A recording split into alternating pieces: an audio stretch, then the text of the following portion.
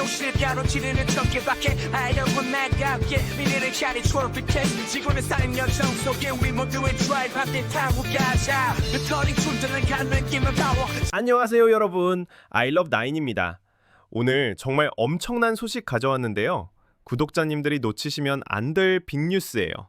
구독과 좋아요, 알림 설정까지 미리 눌러두시고 시작해볼게요. 자, 오늘 메인 토픽은 바로 테슬라가 그동안 정말 말도 많고 탈도 많았던 도어 핸들 이슈에 대해서 드디어 공식적으로 해결책을 내놓겠다고 발표한 겁니다. 여러분, 이게 왜 이렇게 큰 뉴스냐면요, 단순히 테슬라 한 회사의 문제가 아니라 전 세계의 전기차 산업 전체의 방향성을 좌우할 수 있는 그런 중대한 변곡점이거든요. 먼저 상황부터 정리해 드릴게요. 지금 중국과 미국, 이 두 초대형 시장에서 동시에 규제와 조사가 진행되고 있어요. 미국 NHTSA, 그러니까 고속도로교통안전청에서 2021년형 모델 Y 약 17만 4천 대를 예비조사 대상으로 지정했거든요. 왜냐하면 전자식 도어핸들이 저전압 상황에서 작동 불능이 되어서 승객이 갇히거나 도우자가 밖에서 문을 열지 못했다는 신고가 국원이나 공식 접수됐기 때문이에요. 여러분, 정말 아찔한 얘긴데요. 그중 일부 사례는 실제로 유리를 깨고 아이를 구출한 경우까지 있었다고 해요. 상상해보세요. 차 안에 아이가 있는데 문이 안 열린다면 부모 입장에서 얼마나 급박하고 무서울까요? 이런 일들이 AP뉴스, 리투어스 카앤드라이버 같은 주요 언론에서 계속 보도되면서 사회적 이슈가 된 거죠. 그런데 여기서 끝이 아니에요. 중국도 완전 플러시, 그러니까 완전 매립형 외부 핸들의 안전성 문제를 강하게 제기하고 있거든요. 심지어 아예 완전 매립형을 금지하는 방향까지 검토하고 있다는 얘기가 나올 정도로 상황이 심각해졌어요. 테크런치에서도 이 문제를 다뤘는데, 반매립형이나 전통형은 물리적 이중해제 장치를 전제로 허용될 수 있다는 관측이 나오고 있어요. 결국 핵심은 뭐냐면 전자식의 편의성과 비상시 물리적 탈출성의 균형을 어떻게 맞출 것인가 하는 거예요. 평상시에는 매끄럽고 공기역학적으로 효율적인 플러시 디자인이 좋지만 정전이나 여러분, 이게 왜 혁신적인지 아시겠어요?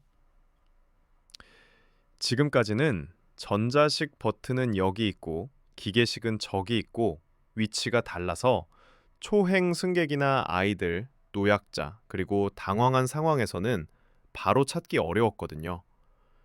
하지만 앞으로는 항상 같은 버튼을 누르면 평상시에는 전자식이 작동하고 비상이나 무전원 상황에서는 기계식이 바로 동작하도록 만들겠다는 거예요. 이게 바로 직관적인 사용자 경험과 안전성을 동시에 잡는 해법이에요. 인사이드 EBS, 블룸버그 같은 매체들에서도 이 부분을 주목하고 있고요. 프란츠는 중국 쪽 외부 핸들 문제에 대해서도 정말 좋은 솔루션을 준비 중이라고 자신감을 보였어요. 그리고 새 모델 Y의 뒷좌석 기계식 응급 릴리스가 이미 들어가 있다고 언급했고요. 장기적으로는 라인업 전체에 걸쳐서 전자식과 기계식을 통합한 사용자 경험을 표준화하는 게 목표로 보여요. 이건 정말 작은 변화 같지만 엄청나게 큰 의미를 가지고 있거든요. 먼저 사용자 경험 측면에서 보면 평상시에도 비상시에도 손이 가는 곳이 같다는 건 근육 기억이 안전장치가 된다는 뜻이에요. 규제 리스크 완화 측면에서는 미국과 중국 규제 당국의 핵심 우려사항인 비상 탈출성을 직격으로 해결하는 거고요. 그리고 산업 전체에 미치는 파급력도 엄청날 것 같아요. 전기차 대전환 시대에 플러시 디자인이 멋있다고 해서 그것만으로는 부족하다는 걸 보여주는 거거든요. 물리적 중복성을 사용자 경험 레벨에서 녹여내는 이런 접근 방식은 다른 제조사들에게도 중요한 레퍼런스가 될 가능성이 커요. 특히 중요한 건 이게 OT의 업데이트로 끝나는 게 아니라 실제 하드웨어 차원의 물리적 안전 설계를 건드린다는 점이에요. 그래서 신뢰 회복에도 훨씬 유리할 거라고 봅니다. 물론 아직 궁금한 점들이 많아요. 정확한 적용 시점이 언제인지, 기존 차량에 대한 리트로핏 범위는 어떻게 될지, 각국 규제 세부 사항과 어떻게 맞출지 같은 실무적인 변수들이 남아있거든요. 하지만 기본 컨셉인 같은 구를 3주간 사용해본 솔직한 후기를 들려드릴 시간이에요. 시장에서 가장 앞선 준자율 주행 중 하나라는 평가를 왜 받는지, 또 어디서 욕을 먹는지 숨김없이 털어놓을게요. 먼저 총평부터 말씀드리면 스트레스 제로 드라이브가 진짜로 가능해졌어요.